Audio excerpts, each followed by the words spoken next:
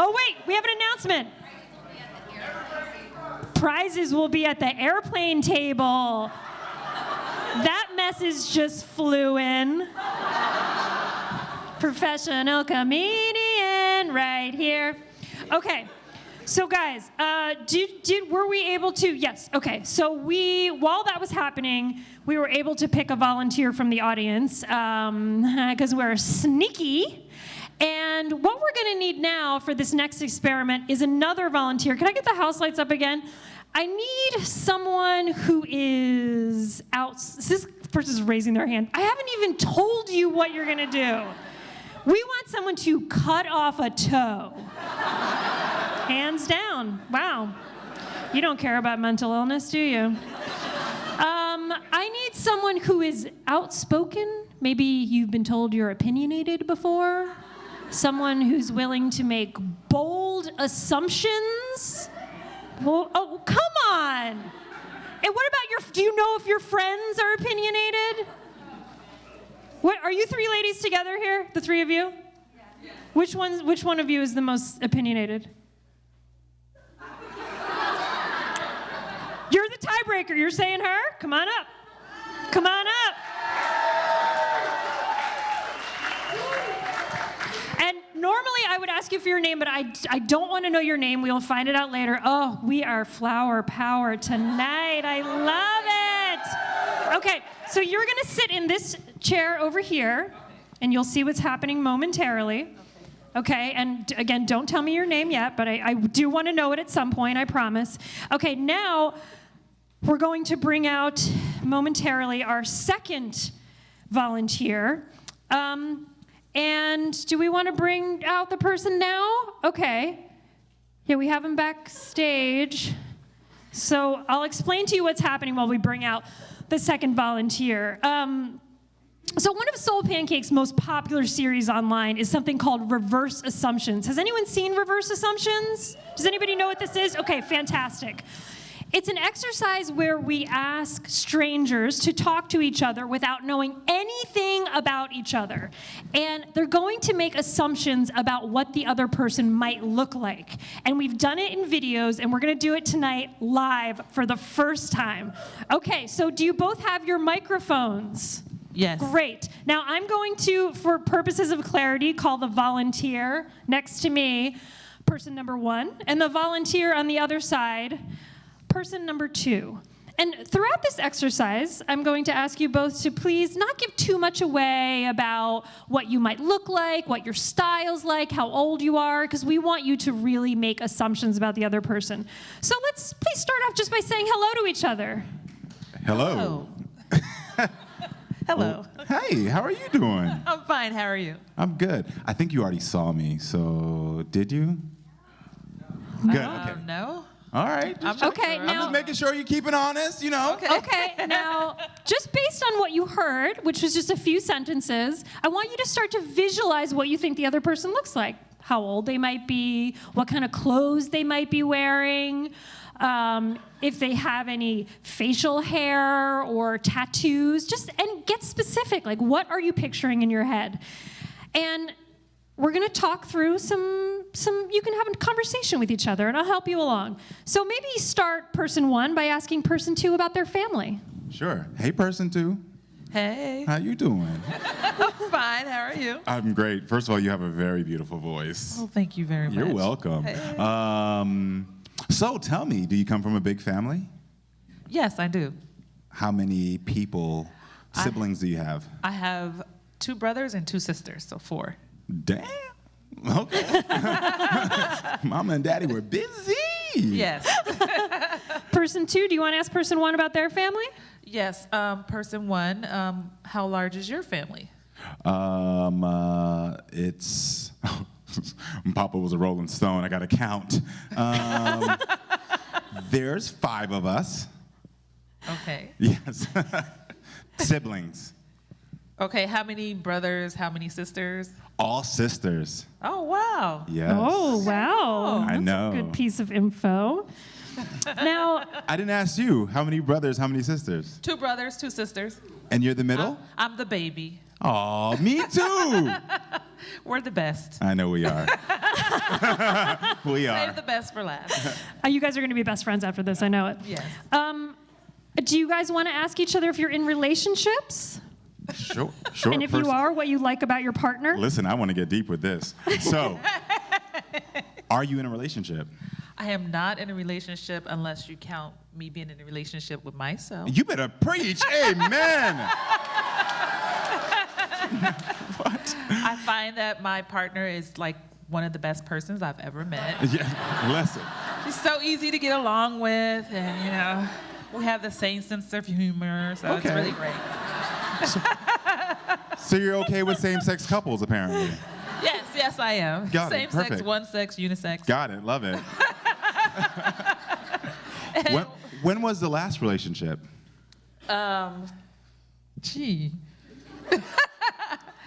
Quite a while ago. I'd probably say like 5 or 6 years ago. And why do you think it ended? Because We're getting into it. right. Because that person was not the nicest person, and my daughter, who I have an 18-year-old now, but when she was younger, she did not like the person at all. You got an 18-year-old? You sound young. Well, thank you very Might be much. giving too much away about age. Okay, hold on. Oh, you're right. Okay, sorry. now let's bring it up a little. What if we talk about passions or what makes us laugh? Oh, you didn't want to know my relationships? It's all right. I don't want to tell you no way. It's okay. I was gonna ask, but that's okay. No. What makes you guys laugh?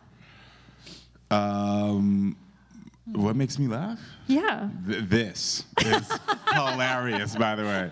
It's amazing. Yeah. What makes you laugh, number 2? What makes me laugh is lots of things make me laugh. I'm actually one of the persons in my group of friends that laughs at almost everything.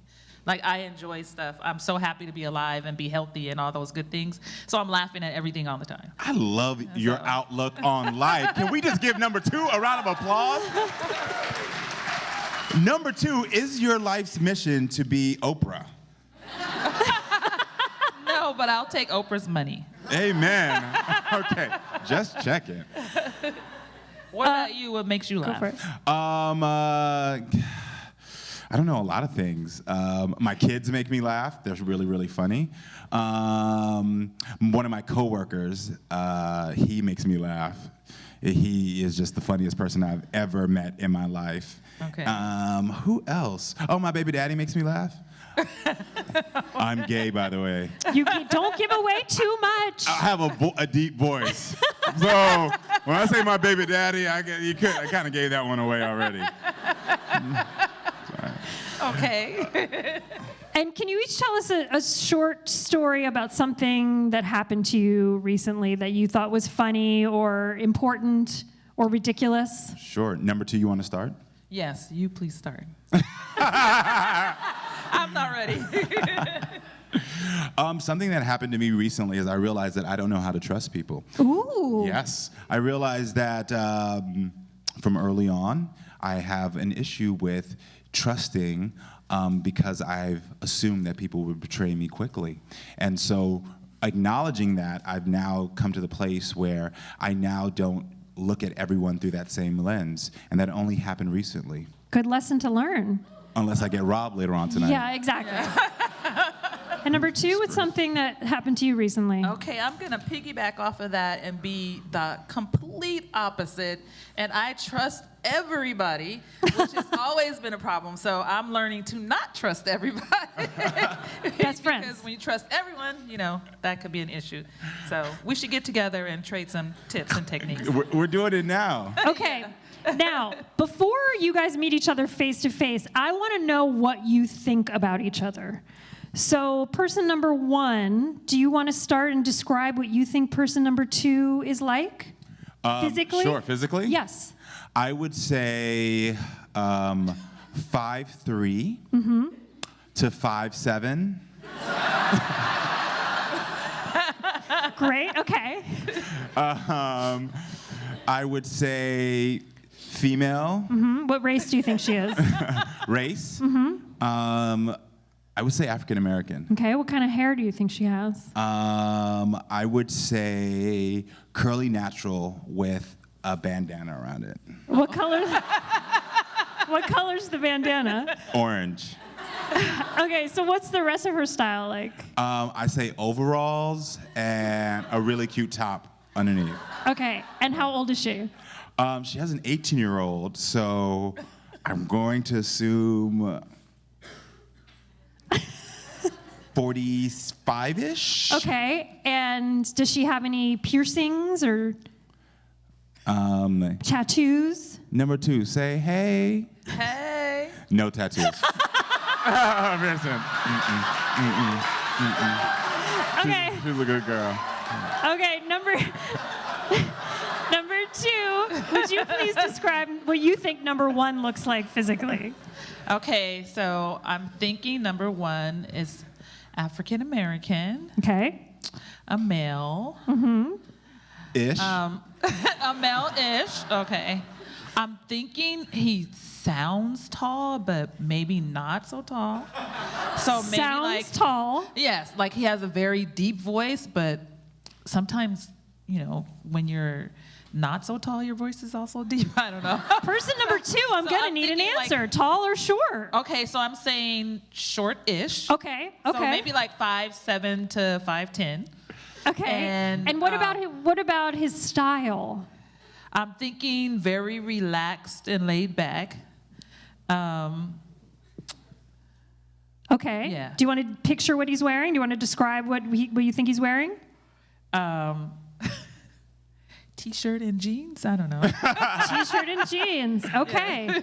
Well, are you guys ready to meet each other? You're gonna Yes. gag if I have on t-shirt and panties on. Just to let you know. All right, Marcos and Alicia, could you help me move this big divider? And person number 1, please stand up. Person number 2, stand up and meet each other. Ladies and gentlemen, Karamo Brown from Queer Eye.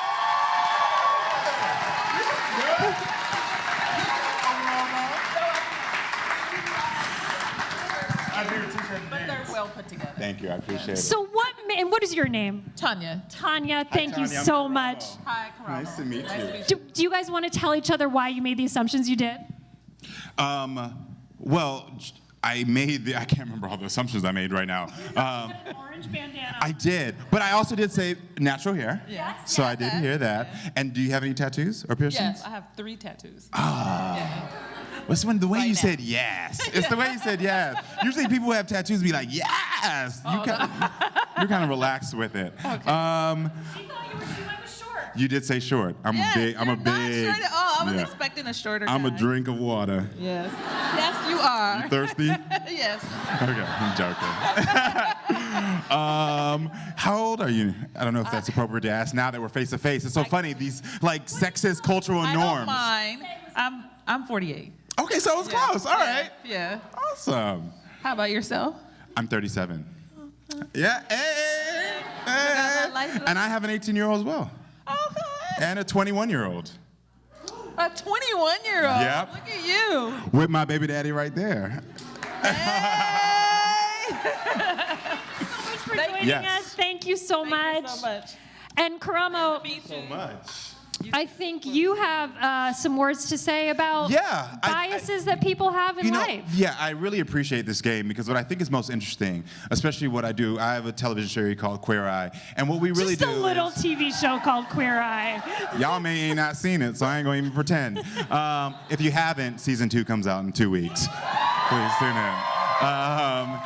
But what I realize is that we have we make these assumptions about people, these labels, their job, their occupation, and it turns us off from them. And as a culture, we've gotten so divided. We are not talking to each other because we don't see our similarities anymore. And I think what's important about this experiment is that it's helping us to say, you know what, instead of approaching someone and saying, you have dark hair, you have dark skin, you have light hair, you have light skin, you're a mother, you're single, you like to date a lot, you're more, I was gonna say prudish, but that has a negative connotation. Reserved, yes! I love it. Instead of looking at these labels we put on each other, taking the opportunity to listen to each other and get to know each other, because at the end of the day, we all want love, support, and to wake up happy, and to find an opportunity that's going to help us to feel as if we're getting closer to our dreams. And I think it's important for us to walk out of this room, and the next time you see someone where you assume like, oh, they voted for this person, so they must be this way, or they drive this car, so they must be this way, take a moment and say, you know what? They might not be this way, so let me ask them more about themselves. That's beautiful. Thank you so much, Karamo. Karamo Brown, ladies and gentlemen.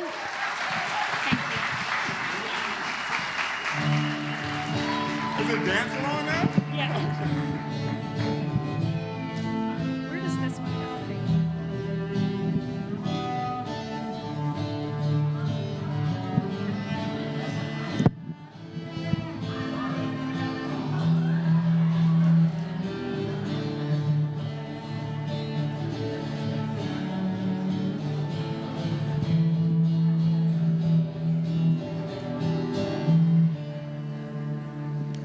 having fun? Wasn't that so fun? Have you guys seen Queer Eye? It's so good. It's so good. It makes me cry every time. Well, I want to remind our people who are watching the live stream at home to make sure you send us messages, and the hashtag is #SoulPancakeLive. So we want to hear your responses as well. And now we are bringing to the stage our next performer, and she's amazing. She's an incredible writer, a filmmaker, and an actress. Please welcome Mae Oakley.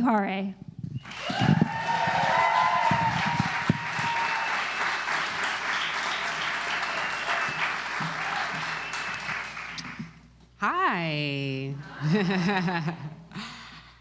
So, one very muggy Miami afternoon, my parents decided to surprise my brother and me with an early Christmas gift, an exorcism. Yeah, seriously. They flew in an African pastor from like an African charismatic church, where they run on hot coals and scream in tongues.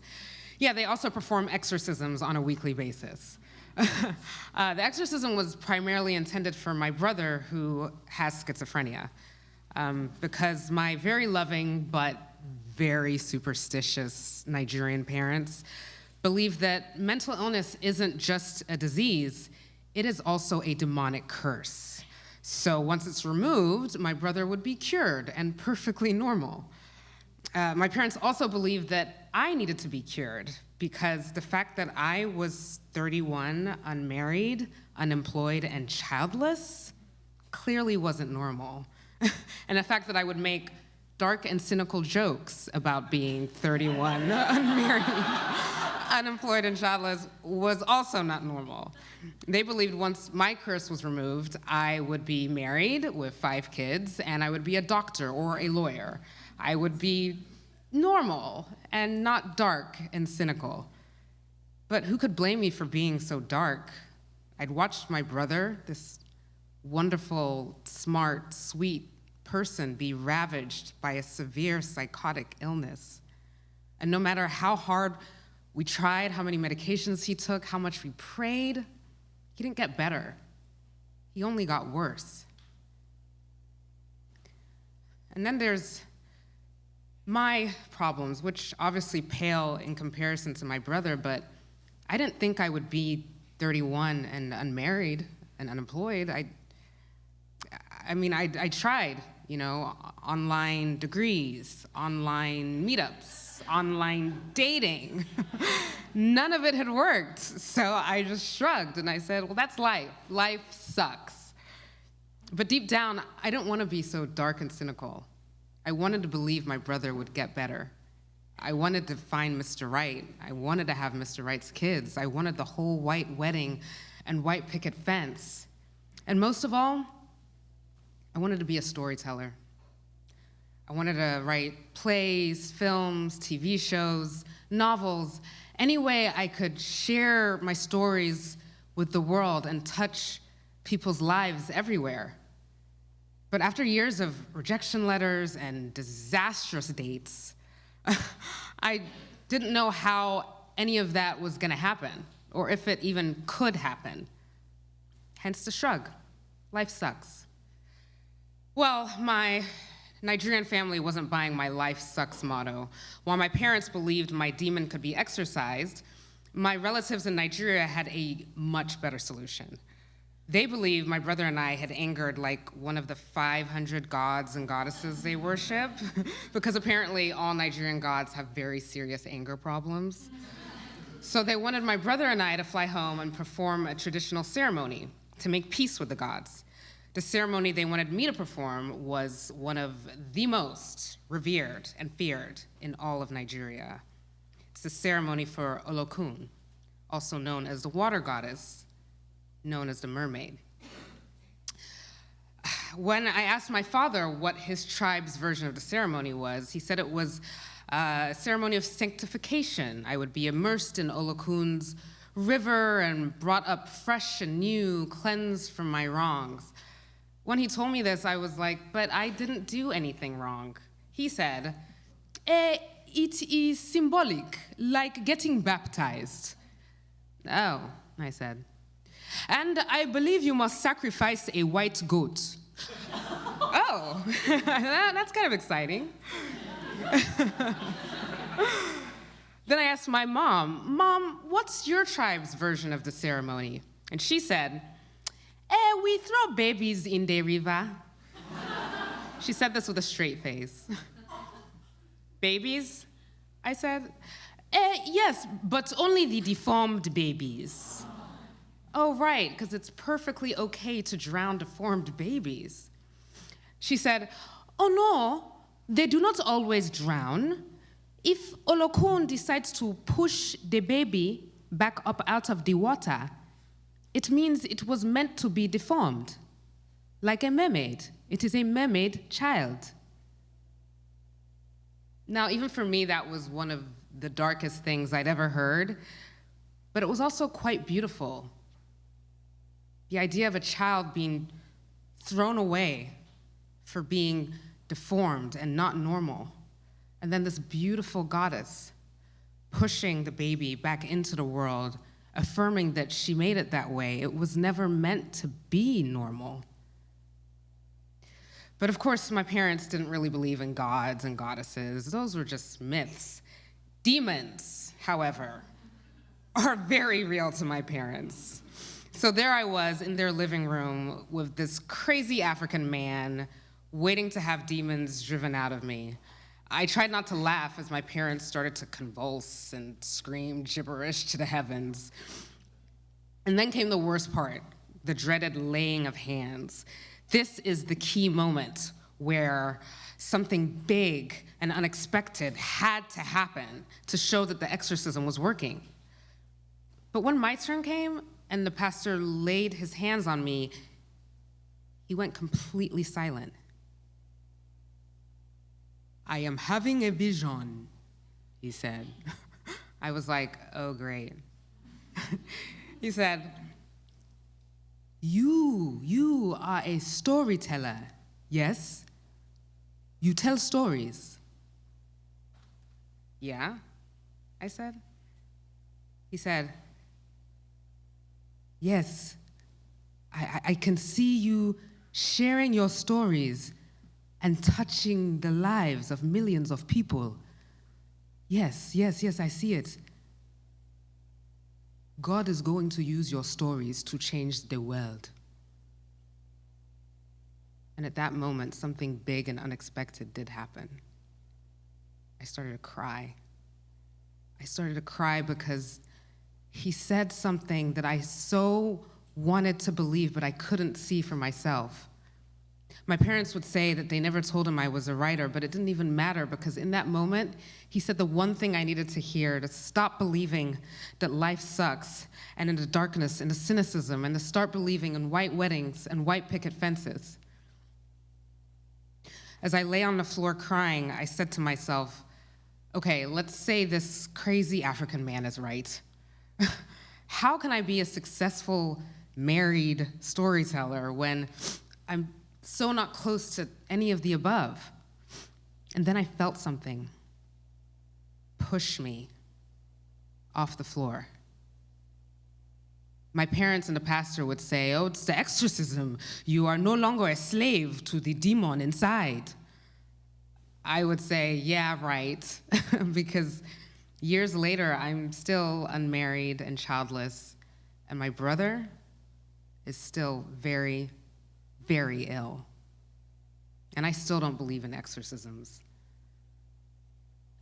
But I do believe in God and in mermaids. And I believe God made my brother and I his little deformed mermaids. Because if he made us this way, then we must be okay. And most of all, I believe it was God who pushed me off the floor that day.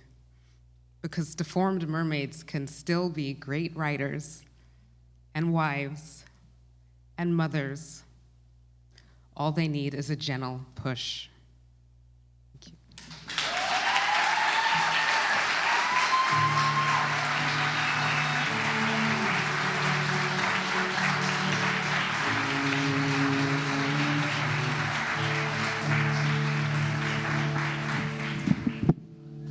That was amazing.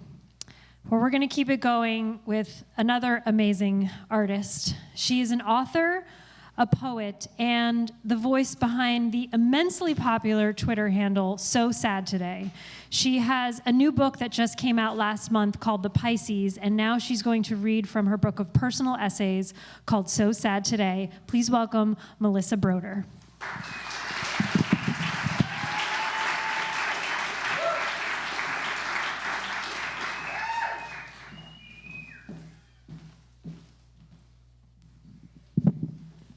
Hi.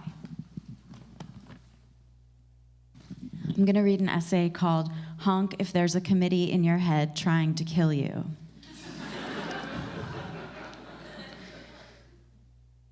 The ocean gives me performance anxiety about being at peace. The moon is definitely judging me. Dogs know the truth. Babies see through me. Anything natural, anything pure, judging me. People have said I'm no better or worse than anyone else. I'm told that the universe probably wants me here. Still, I feel I am being judged as a piece of crap by some cosmic arbiter. The thing is, I'm self-centered.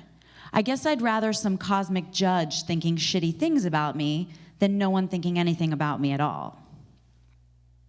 There are so many people, and we're all awful in our own special ways. Yet somehow I'm the most profoundly existentially awful.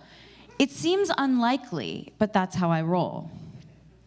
In an attempt to manipulate this elusive judge, one thing I like to do is play games that elevate the superficial to the level of life and death.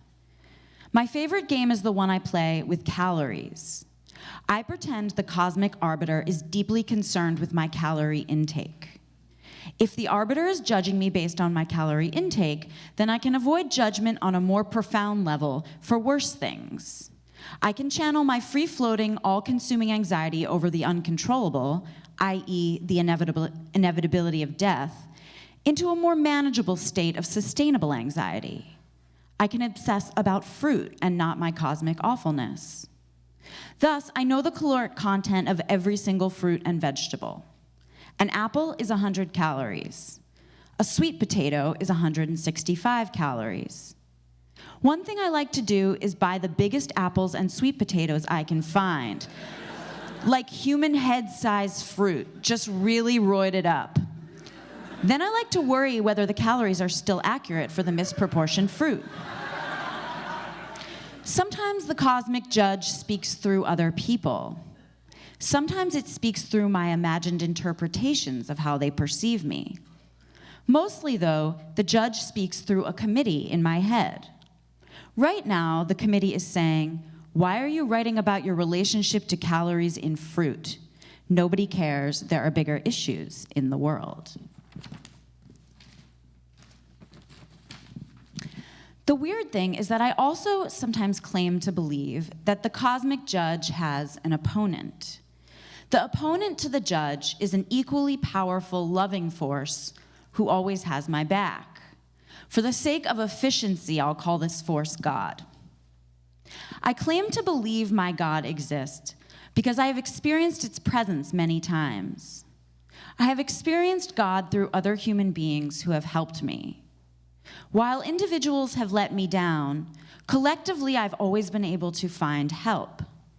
My God is a horizontal God who works sideways on earth rather than vertically from heaven down. Of course, if I could choose my dream God, it would be Heroin. That's the God I really want, a God who protects me from my own feelings and makes me feel blissed out all the time. Except my God wouldn't be a false God because I wouldn't be dependent on anything for it, and I would never come down. And believe me when I say that I have tried to make many tangible things into this God. And believe me when I say you always come down. When I first got sober off the big stuff, alcohol and drugs, not the 12,000 other things I've become addicted to since then, I wanted a God I could put in my pocket, like a flask, so that it would be close by when I needed it. The Jewish God I grew up with seemed kind of weird and punishing. I really liked the Buddha because he seemed like he would make me cool. Everyone knows that Buddhists are cool. But then I got hung up on whether my Buddha was the blue medicine Buddha or the Chinese laughing Buddha, and I started obsessing about that. Then I got deep into the crystals game. I started carrying special crystals to ward off elements or feelings. I started seeing the color violet everywhere and was like, must buy amethyst crystal to reflect my spiritual vision. But then another voice in my head was like, yo, this is getting really expensive for a pile of rocks. Every spiritual trinket I've purchased quickly loses its juju. In the temple, it's magic, but at home, it just becomes more crap. Ultimately, I had to accept that God can't be purchased or harnessed in a particular object. I had to give even my conception of what God should look like to God. I had to surrender trying to conceive of what a higher power could be with my limited human mind to the great mystery itself. Otherwise, I was just going to make myself crazier. I still have to surrender my ideas about God on a daily basis. Just when I think I have it, it changes. Like any long-term relationship, my relationship with God keeps evolving. Nowadays, I think my God lives in a silence that exists inside me. It's a delicious silence. Sometimes it seems to go away entirely, but it's never really gone. It's just the committee is so loud. When the committee tells me about stuff I need to have or I'm going to lose, it's much more exciting than the silence. When I'm sleeping, the committee stays up all night and then greets me at dawn with really bad ideas. They're like, good morning, everything is terrible. Time to act impulsively. Let's start by cataloging everyone who has ever wronged you. Then we'll take an inventory of everything that's wrong with you, everything you don't have, and everything you should be scared of losing. We will do this all before you get out of the shower. Let's begin. Sometimes I try to placate the committee by doing what it tells me. I shop or eat or send emails I shouldn't send. I chase attention and I watch too much porn. But ultimately, I can't escape the committee by feeding it anything external or trying to run from myself. There will never be enough stuff to sate the committee. It only gets hungrier and runs faster. The only chance I have to find respite from the committee, even for a few minutes, is just to get totally still. If I get really still and quiet, sometimes the committee will talk and talk until they have nothing left to say, and then they finally shut up. It seems counterintuitive to hang out with the jerks in my head who are trying to kill me so as to defeat them, but this is what I have found to be effective. This is why I meditate. I usually have to spend the first 3/4 of my meditation getting yelled at by the committee before I get to the silence. Like, mostly I am meditating on how screwed up I am. But right before the end of the meditation, the committee stops. It's not gone for good, but it shuts up for a second. That's when I get the moment of peace I've been looking for my entire life. It's what drugs and alcohol did so beautifully for me at first. Sorry, my printer printed double-sided, and I was like, what the hell is going on? But I didn't have time to fix it, so anyway. yeah, so it's basically I wanted that moment of peace all the time, and that's why I did alcohol and drugs, but then, it wasn't sustainable. If I could have stayed drunk all the time, I wouldn't have had to get sober, but I couldn't, so I did. I don't think my meditation practice inherently makes me spiritual. I haven't ascended, and I'm not enlightened. I'm no better than anyone else, and if anything, I just require more help. But what the practice gives me is a chance of staying on the planet. When I meditate, I go from being a 96% impulsive and self-obsessed person to a 92% impulsive and self-obsessed person. That 4% keeps me alive. It's like every morning I access this template for pause in my brain. Then as I go about my day and the voices start up again, I have a frame of reference that these voices might not be the whole truth. They may feel completely true, but there is also a memory of quiet beneath them, which shows that they maybe aren't giving me the whole picture of reality. They might be lying. But who really wants to sit quietly and be still with the voices?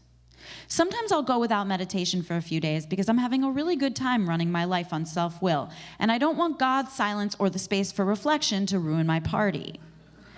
Like, I don't want to see what I'm doing. I don't want to see that I'm about to make a mess. The committee is like, don't stop. But inevitably, I always crash and return to my meditation practice again. There is a large part of me, the committee, that wants to see me dead. If they can't kill me, they'll settle for seeing me miserable. They want me spinning out on what I lack, talking to myself. I don't know why these forces exist in me that want me to die. I guess I'm just wired this way. But it's cool that there is this other part of me that must really want to live. I don't have scientific proof of its existence, and I don't need it. I'm still alive, so I know it's there. Thanks.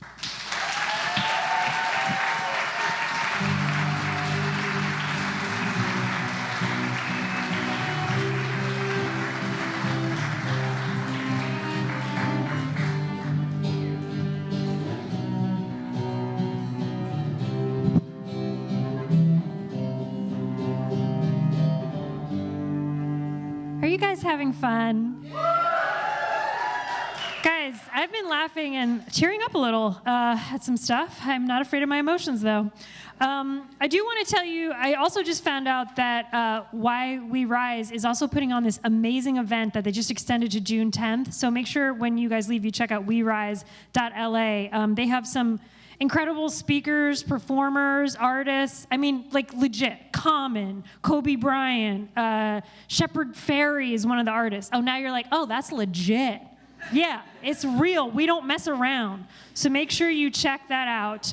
And now I would like to bring to the stage a 2-time Emmy Award-nominated writer and someone who I have known for, gosh, over a decade, maybe even 2 decades. He's one of my favorite storytellers of all time. Please welcome to the stage, Brian Finkelstein.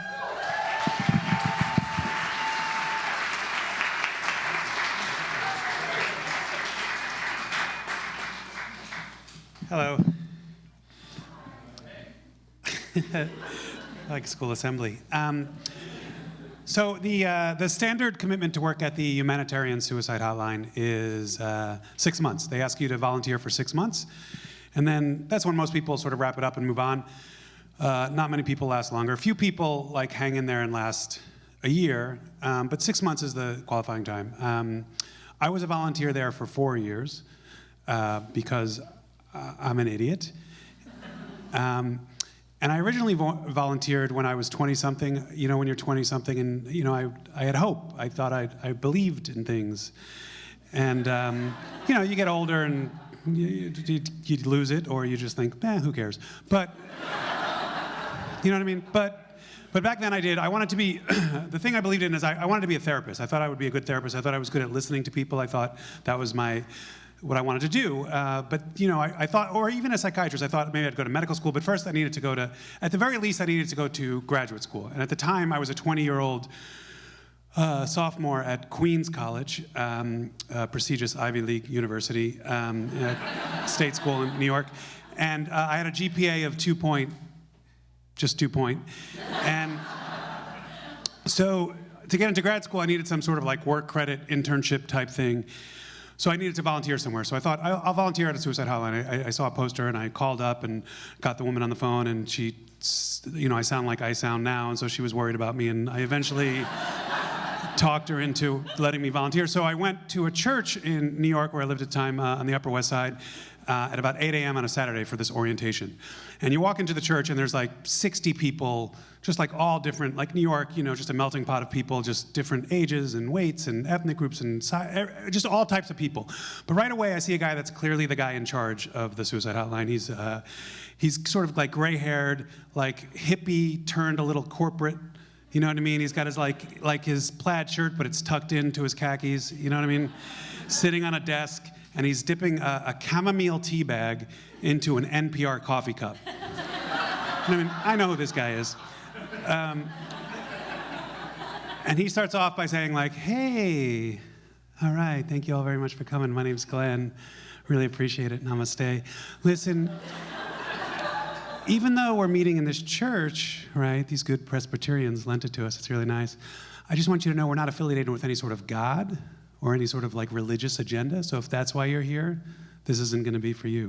And as soon as he said that, this one dude in the back just got up and walked out. But I was like, that's fine with me. I don't believe, period. So it's fine. It's fine. And he's like, great. Another reason we're here, and just I want us to get out of the way, is that we have to be, we want to be anonymous. Don't get to know each other. We have to be what is called intimate strangers. Right on, check that out. Cool. And what he meant was, intimate strangers means you have to be anonymous for a couple different reasons. One, for the callers, because it's being an anonymous person that makes people call a hotline, right? Because they can't talk to family, friends, people you know, because we all have agendas. We all good agendas sometimes, but we all have things we want from the other person, whereas when you call a stranger, you can be more clear because you don't know what they're thinking or who they are or their values or their thoughts, so you can be more comfortable to express yourself. And so if you get too personal, that ruins that. The other reason to be anonymous is for the volunteers, because we were a suicide prevention hotline, but you can't prevent suicide. You can do your best, and you can listen, and you can be there, but we weren't there to prevent necessity. If people felt so strongly, or their lives were so in such a place, if they had, diseases, whatever their thing, we were there to be with them no matter what choice they made. We were not there to, and that's hard for people to understand, because there's people out there who feel so strongly in the sanctity of life that they'd be willing to kill to preserve the sanctity of life. Or as Glenn would say, lunatics, right? And so because of the anonymous, we had to have 3-digit numerals to replace our last name. So it's like, take your last name, just take your last name. This was Glenn. Just take your surname, as they say in London, right? Check that out. And just hold it in your hand and then throw it away. Where's it going? I don't know. And now replace that with a 3-digit numeral, okay? Check it out, like call me Glenn 109. And I remember thinking, okay, I understand your point, but we're all here to help. Like all these volunteers, all these people came in on early on a Saturday to volunteer, maybe lighten up a little bit, maybe, be more welcoming to us. But he didn't. He got even tougher as the thing went on, because as soon as the training class started, like people were dropping like pretty regularly. Like there was this one woman in the back who was falling asleep during the training part. She was asked to leave. There was a dude who was drinking a 40 of malt liquor at 8 a.m. on a Sunday, gone. There were these 2 dudes from Queens who kept saying douchebag. They were asked to leave. There was this really nice Asian dude, but he didn't speak English. He wasn't gonna be able to work on the phones, so we kindly asked him to leave. I didn't, but Glenn did. And then the second part of the training class is like where Glenn, I think Glenn, like a lot of people, is a wannabe actor. A guy who never didn't work out, and so he did this. And I know that because we would do these mock phone calls where we would sit at these desks. And so like one of the volunteers would sit at one end and Glenn would sit at the other. And then he had these binders with transcripts of actual calls. And then Glenn would get very into these characters as we did these phone calls. And I remember the first one asked to leave during this part was this woman who was helping Glenn, who was pretending to be this older Jewish woman on the Upper West Side who was, she was older and she was a shut-in and a lot of her friends had died. And I remember this woman helping her said, well, maybe if you let Jesus Christ into your life, to this Jewish woman, so she was asked to leave. And the last one in this part was this Glenn was pretending to be this older guy who was not older, but middle-aged, older to me then, but my age now. Not funny. But Glenn was pretending to be this guy, and it was during sort of the end of the the AIDS epidemic in New York, and so this guy was HIV positive, and he just lost his lover, and this guy helping him said like, well, that's very sad, but you did choose this lifestyle. Gone. Then the third and last part of the thing is where a few more people got weeded out, because Glenn was definitely this like hippie sort of academic turned corporate, but he also had like a Jewish metrosexual Louis Gossett Jr. drill sergeant thing, because he was weeding people out left and right. And the last part, he's like, we're gonna rap. Not like cool like hip hop rap, not like 70s white sit around a circle and talk rap, play guitar and talk about our feelings. And what he was looking for was people who were suicide survivors or people who had survived suicide. And what that is suicide survivors are people who are left behind, people whose friends or family or people they are acquainted with killed themselves, and they're left, they survive. And then there's people who survive suicide, people who have tried to commit suicide who didn't succeed, but they have that. As Glenn would say, like, yeah, check it out. You need to befriend yourself. You can't befriend other people here. Thank you. Gone. At the end of 2 weeks of training, out of 58 people who came in to volunteer, 4 of us made it to the phones. Because Glenn was really good at his job. He was really good. But I can tell you guys right now, I was better. Because what Glenn didn't know was that 2 years before I worked at the Hotline, I lived in San Diego, California, a miserable place, and racist. And I was in love with this girl, Tracy. Tracy was like a goth, dyed black, white, she was addicted to meth. And she would try to do the meth and never be satisfied, because that's addiction, and I would try to do Tracy and never be satisfied, and we'd be in that spiral of sadness, and we'd both go down. And eventually I got so low, I was 19. I was in Tijuana with her and my best friend Babyface, this guy who looked like Morrissey, so we called him Babyface. And Babyface told me that he slept with Tracy. My best friend slept with the girl I was in love with, and I couldn't handle it. I didn't know what to do with it. I just didn't know where to put that, and I just sort of felt like I had it. And Glenn didn't know that I then jumped in my 5-speed puke orange VW Fastback, the best car I've ever had, and I drove to my father's house in Del Mar, California. My father's a retired New York City cop who became a lawyer because he's on the wrong side of everything. And but he was on vacation with his newer, better-looking, younger family, and I broke into his house, and I went into his garage where he keeps his gun in a lockbox, and I pried it open with a screwdriver, and my father has a .38. I don't know much about guns because I read books, but I know it was like the kind where you put the bullets in, like in Deer Hunter, and like that kind, as opposed to like the wire where you put the clip in. So when I say books, I mean TV shows and movies, and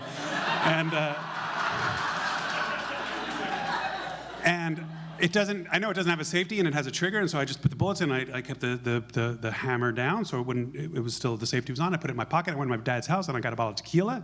My dad doesn't drink, but he has 5 alcoholic kids. He's an enabler. And I took a bottle of tequila, the gun, and I got my puke orange VW Fastback, and I drove less than a mile from my dad's house to Torrey Pines State Beach, which is a beautiful beach.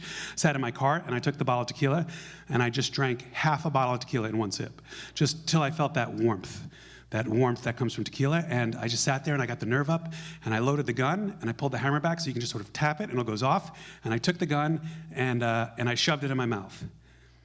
And I'll bet you Glenn has no idea how good that feels, how good it feels to take a gun and stick it in your mouth like that, and to think, I have control of this.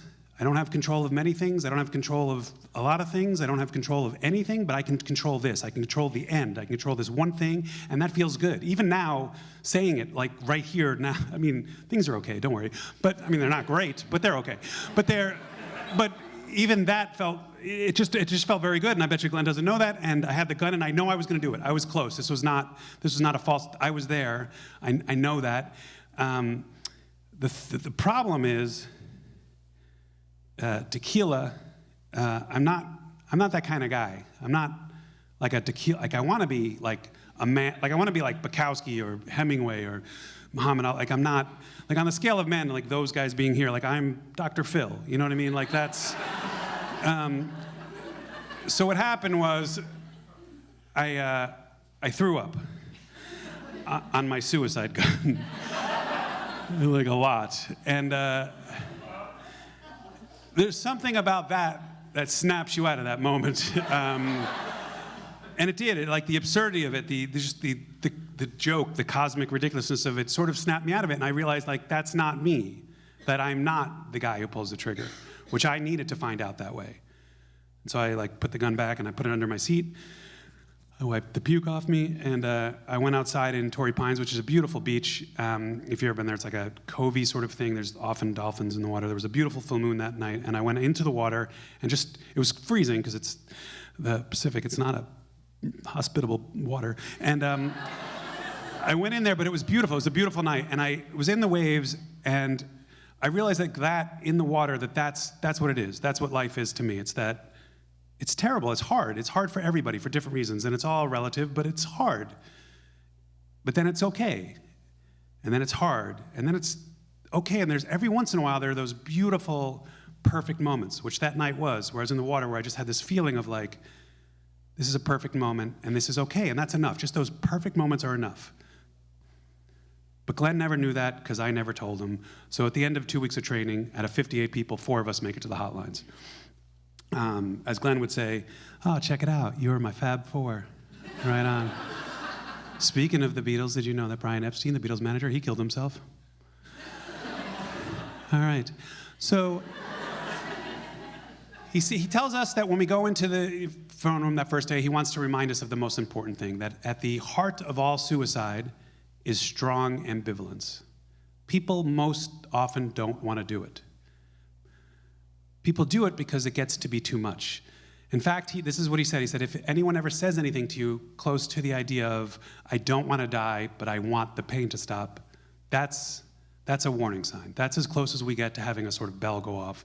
And that's what you need to pay attention to. All right, go have fun. So you go into the hotline room. You walk in there, that's the way he was. He's like, go, have fun. You walk in there and you're like, I don't want to do this. I'm scared. You're scared that you're going to pick up the phone and be responsible for somebody else's life, right? Like you feel like you're going to get that call from the teens who are in the car with the music blasting and the gas coming out, just like they're in love. But it's not, life's not a Radiohead. That's literally a Radiohead song I just described. That's not life. Most of the calls are like weird, crazy people and sad people. It's a free phone in New York that somebody will listen to. You get a lot of weird, crazy people. A lot of times you'd answer the phone, you'd be like, you think you have I didn't do that. But you would think, I was a good humanitarian, and I did exactly what Glenn said, which is to answer the call, be an active listener, say, humanitarians, can I help you? Then be an active listener. If the call goes silent, don't be scared by silences. If it gets to be like 2 or 3 minutes, you sort of don't get manipulated. If it's quiet for 5 minutes, hang up. But as Glenn would say, silence is a form of communication. Right on. See that? See what we just did? The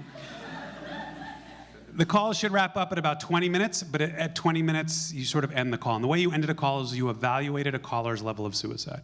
And the way you do that is you ask a series of 4 questions. If they say yes to any of the questions, you go on to the next one. If they say no, you stop and you thank them for calling and tell them they can call again. The questions are, do you feel so bad today that you think about suicide? If they say yes to that, then you say, do you have a plan for how you would do it? Then you say, if they say yes to that, have you set a time for when you're going to do that? And the last question is, have you taken any steps today to kill yourself? In the 4 years I worked there, 99.9% of the calls were yes, no, no, no, no. Because everybody thinks about suicide, all of it. In some way, we've all been affected. If it's a song, if it's a movie, or if it's someone you know, we all have thought about it. Not that many people go to the other 3. The hotline, just to give you a quick thing about the way it looks. There's 3 desks, there's phones, landlines. Back when I worked there, there's plants, there's a coffee machine, there's a couple phone numbers on this wall that have like Poison Control, GMHC, Covenant House for runaway teens, Glenn's home number in case you need to call him, 911, in case you forget that the number for 911 is 911. There's some regular caller boards here for like regular callers who call a lot. And then on this wall is a big sign that says, shut up and listen. And that's the motto of the hotline, the motto. shut up and listen. And that's amazing. And that is why I stayed there for 4 years, because that is a very profound sentiment, because we don't do it. We don't listen to each other. We can't. We all have our own thoughts. But to be able to do that for other people is an amazing feeling. It makes you feel good for two reasons. One, I don't know if there's really any way that we're help people or if we're all doing it for our own. I don't, that's a philosophical sort of question, but it does feel good to help people.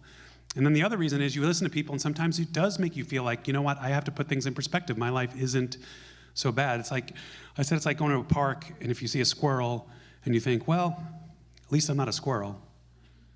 That's probably not the right reason.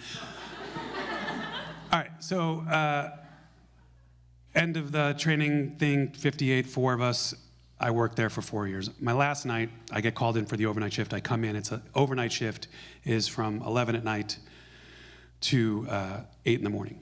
And there's, usually 3 people, but there's only 2 of us this night. Me and this guy, Adam 474. Adam was a communist. It's not relevant to the story, but you're welcome for the details. And the calls are busy till like 4 a.m., right? The phones are busy 4 a.m., the bars start closing and start slowing down. And sometimes you get a call every 15 minutes, which means if you're alternating, there's a half hour before you have to answer a call. And sometimes there's a little cop there, you'll get a nap. And around 4, I guess it was like a quarter after 4 a.m., the phone rings. And it was Adam's turn to answer it, but he was nodding. He was at his desk like doing that like baby like in the back of a car or heroin addict, it's the same thing. Just sort of, and so I was like, I'll answer it. So I answered the phone, I'm saying, Humanitarians, can I help you? And this very young, cute voice comes on the phone and says, hi, my name's Amy.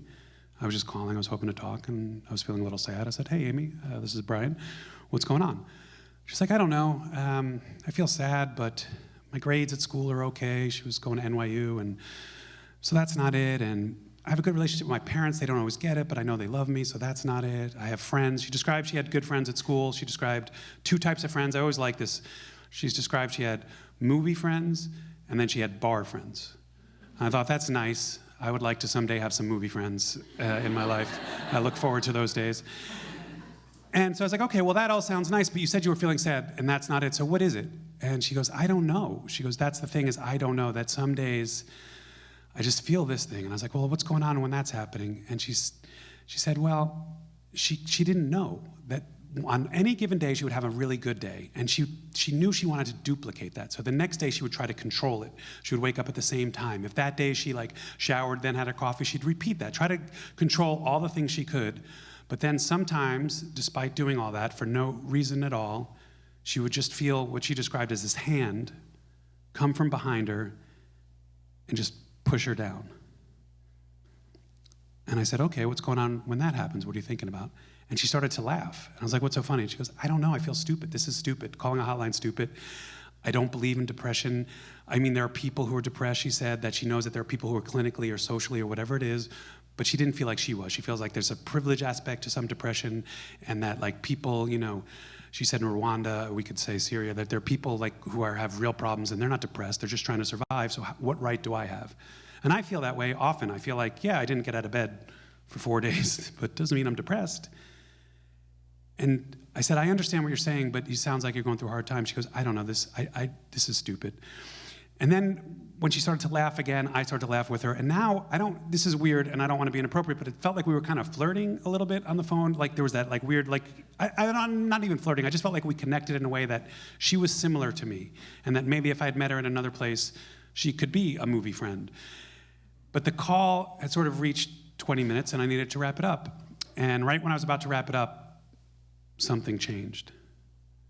Her voice, she started slurring her words a little bit. And I said, Amy, what's going on? She goes, look, I know it's stupid and I know it's selfish, but I can't do it anymore. I was like, what do you mean you can't do it? She goes, look, I don't want to die, but I want the pain to stop. And then that's Glenn's warning sign. And I said, Amy, do you feel so bad that you think about suicide? And she said, yeah. And I said, do you have a plan for how you would do that? Uh-huh. Have you set a time? She said she had. And I asked her if she had taken any steps to kill herself, and she said she did. And I asked her what she did, and she told me that she took some painkillers, and I asked her how many, and she said 20. And I asked her what kind, and she told me, and I wrote it down on a piece of paper. And I asked her how long ago, and she said an hour. And I asked her if she'd been sick, if she'd thrown up. She said no. I asked her if she'd been drinking. She said she had a couple drinks. And then I threw my pencil at Adam to wake him up, and I told him to cut his phone off, which he's supposed to do, and he turned his phone off, and I gave him the information so he could call poison control, so he can get me some information, so I could give it to Amy. And I just tried to keep her talking, and I asked her what was going on. And she started telling me this weird story about when she was a kid in Tennessee, where she was from, and she went to this park with her parents, and it was a nice day, and they had ice cream. And I was like, great, what kind of ice cream? But I'm thinking, why am I talking about, it's an insane conversation to have about ice cream. By then, Adam had come back, and he gave me the information, and I told Amy, I said, hey, given all you told me about what you took and how long ago, do you realize you could die within an hour? And she said, I don't know. And she started crying. I was like, Amy, I can help you, but I can only help you if you tell me you want help. And she said she did. And I was like, great, where do you live? And she told me, and I wrote it down, and I gave it to Adam to call 911. And I kept her on the phone, but she was kind of coming in and out. And then she was kind of mumbling, but then finally she said strawberry ice cream. She was answering my question about what kind of ice cream it was that she had with her parents. And I was like, great, tell me more about that. And she didn't. She didn't say anything for 3 or 4 minutes, and then 10 minutes. And I'm supposed to hang up, but who would? And then it was about 15 minutes, and I heard some banging on the door, and I heard the door crack open, and I heard footsteps, and then somebody picked up the phone and said, it's okay, we've got her. Click. And then I did what you're not supposed to do in that situation. What you're supposed to do is stay at the hotline. Glenn's supposed to come in or call you, and he's to brief you to make sure you're okay. But I didn't. I left. I left the hotline, never went back, went home to my grandmother's house in Bayside, Queens, where I lived, and I went crazy, and I drank a lot of coffee, and I smoked cigarettes, and I drank, and I stayed up for 3 straight days trying to find out what happened. It was pre-internet, but I looked on the news and the radio, and finally, after 3 days, in the Daily News on page 23, I found an article that said that they had found the body of a 20-year-old NYU student named Amy Walters dead in her apartment, and that she had died of an accidental overdose. And I know why they say that. I know why they say accidental. There's religious reasons, there's stigmas, they don't want an epidemic at school. There's lots of reasons, insurance. I get it, I don't agree with it, but I understand that. But what I didn't understand, or what I didn't know until that moment, was that she had died, and that I was the last person to talk to her. Not her mom and dad in Tennessee, not some boy or girl at school who had a crush on her but never told her. Me. And the thing is, this is a long time ago now, this is going on over 20 years, 25 years. And the reason I tell this story, and the reason I think about her all the time, and I do, I've had bigger personal tragedies in my life. We all have. If you live long enough, you do. I talked to her for less than an hour 20 years ago. But the reason I think about her is because she's me in that car if I pull the trigger. She's exactly where I was. And the only difference is that she never got to find out what I got to find out, which is that it is hard. Life is rough. It's terrible. But every once in a while, there are those perfect life moments. And that's enough, because it has to be. Thanks.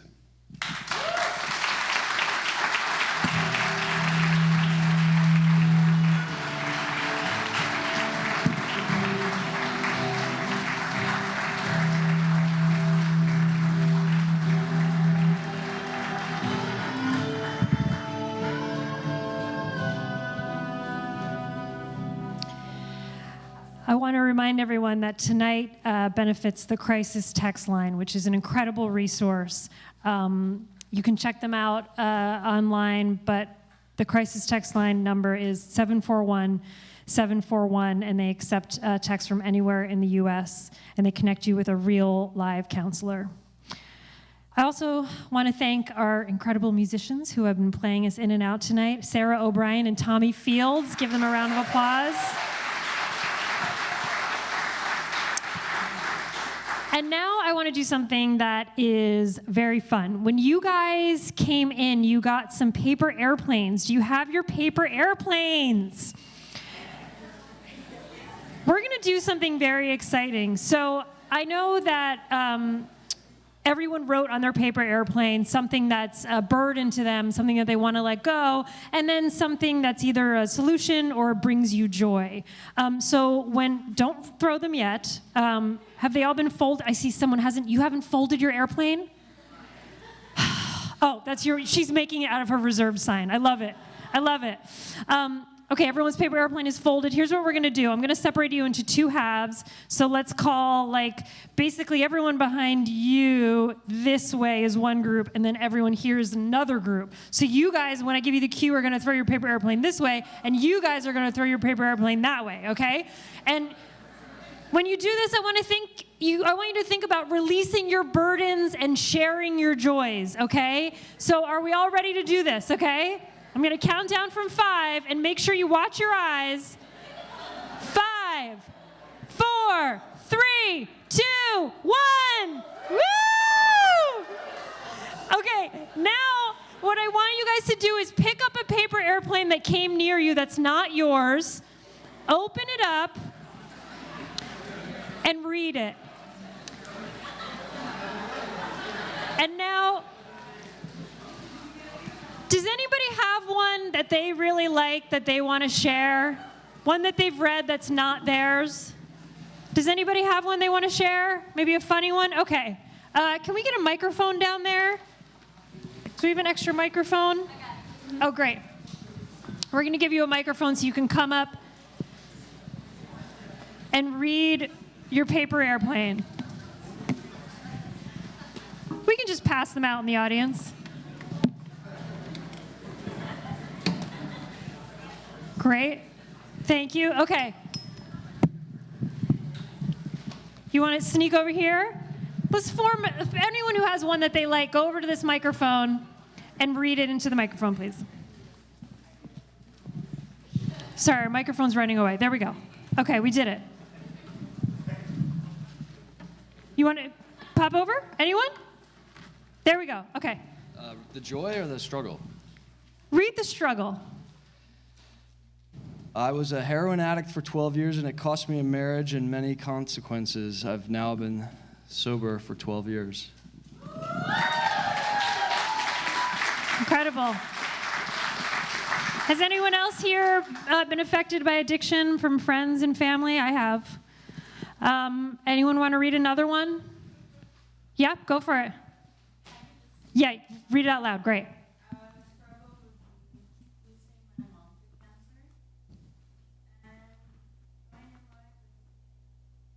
Oh, that's a good one. Cancer sucks. Anyone else been affected by cancer? I have, yep.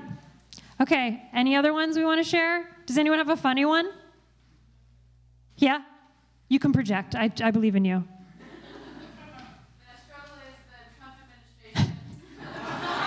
Hilarious. The joy is reading impeachment news updates. I love it. Any other intense ones that anybody got that they want to share? Come on, you all have one. Read it, share it. This person wanted to let it go. Help them let it go. Yes. The loss of my sister to addiction. Is there a joy on there? Yes. And her joy is my best friend's 12-year-old. Musical performance. Fantastic. It's beautiful to find joy in those everyday little things.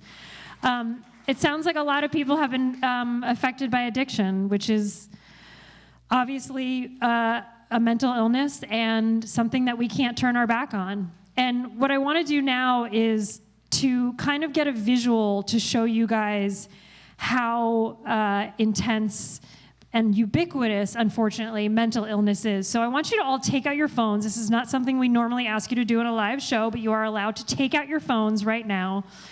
And if we wouldn't mind, if you can turn on the flashlight on your phone if you or someone you know has been affected by mental illness. Turn on the flashlight, and if we could just bring down the lights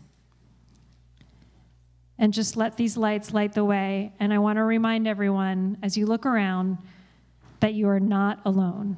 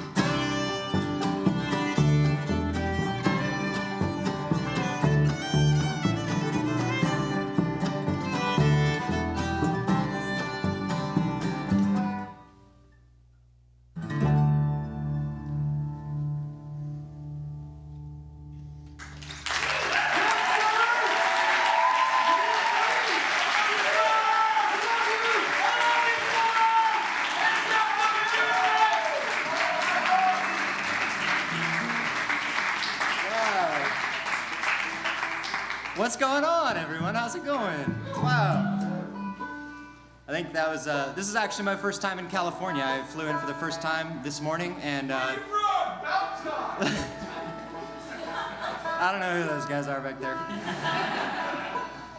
The name of our band here is Meadow Mountain. We hail from Denver, Colorado. So awesome to be here. This has been an unbelievable night listening to all these stories and testaments of will, poems, all that stuff. Truly an incredible experience for us here. Awesome to join you all.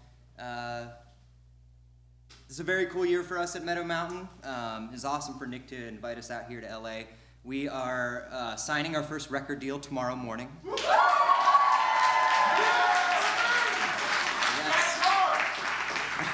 Which is kind of crazy. We recorded a record in February. We'd love y'all to check it out. And to transition abruptly, we're now going to do a tune about the mandolin player's love life. We hope y'all enjoy. Yes. We'll see how it goes. Donations are also being accepted in these hard times. Yes.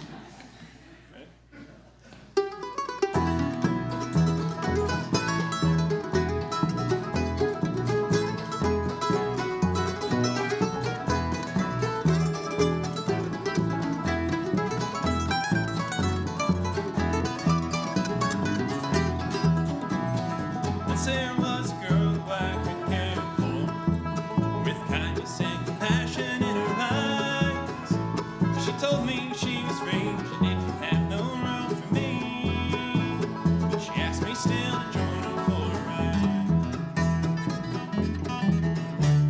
At times I was alone, at times I had her, at times spent playing music through the night.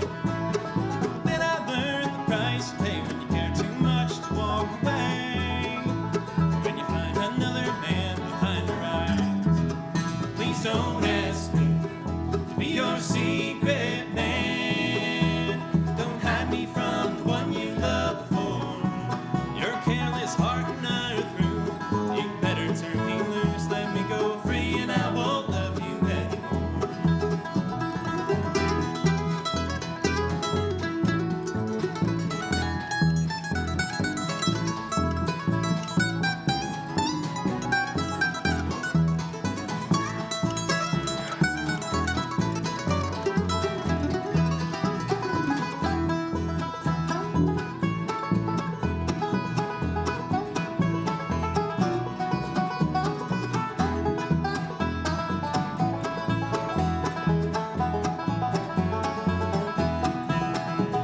With every passing day, I felt my heart fade.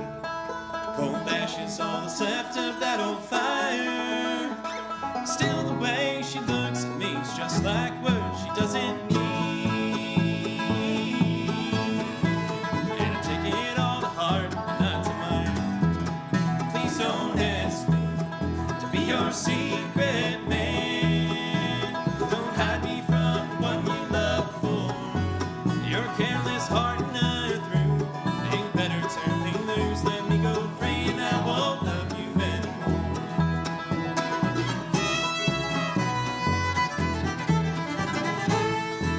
Let me go free, and I won't love you anymore.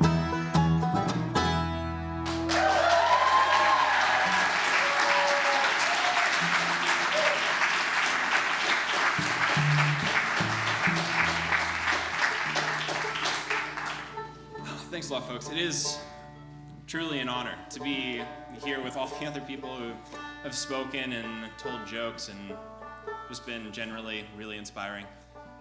And hanging out with them backstage and meeting a bunch of new people has been just incredible. It's the best less than 24 hours I think I will have ever spent in LA.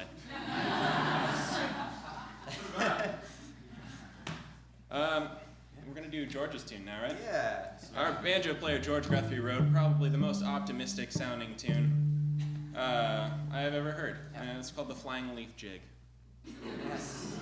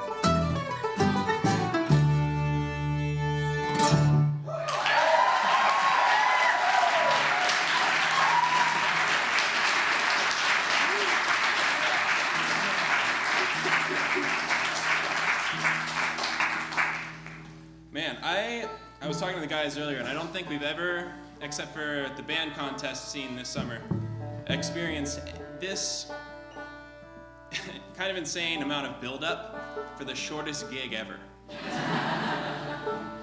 A lot of planning and stuff. I had a meeting with the producer Nick in Denver, and finally came through. It was going to happen. We flew out here, took 2 planes, waited around, hung out with a bunch of people. This incredible show happened, and now we're playing. And we only got the one more song. Longest gig ever. You might be wondering what a bluegrass band from Colorado is doing at an event such as this. And we are as well. But we're damn glad to be here.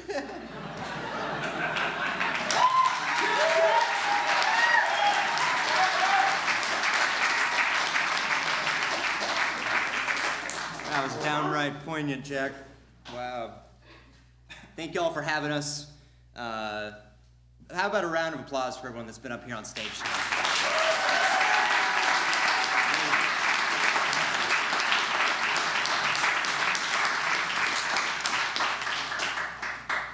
All right, we're gonna leave you with one about being unable to say something you want to say to a person you love, and we hope it leaves you feeling uplifted at the end of it. Have an amazing evening, everyone. Our name's Meadow Mountain. This is SoulPancake Live.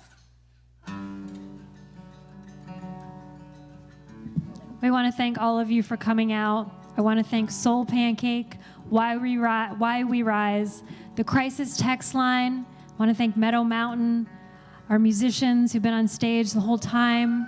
I want to thank all of the performers. I want to thank you guys here. I want to thank our audience at home. And remember, whatever you're going through, it's not going to last forever, and you are not alone.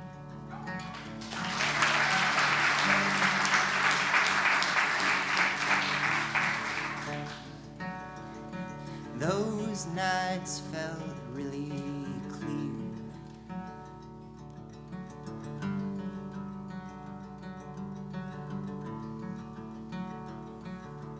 Or don't you remember?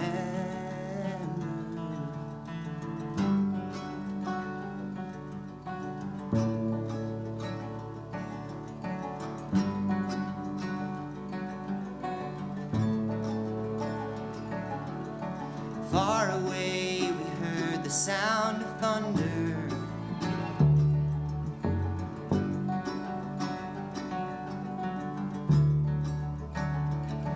Well, I wished I was a weatherman.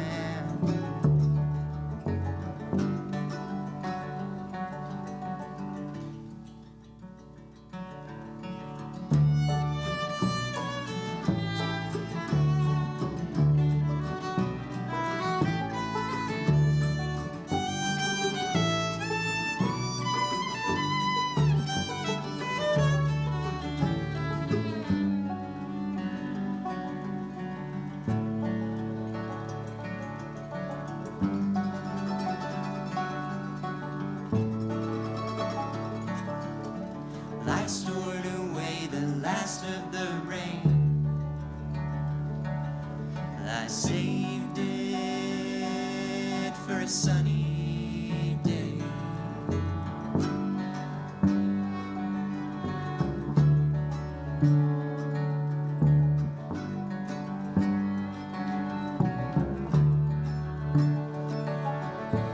I have one thing left on my mind to say.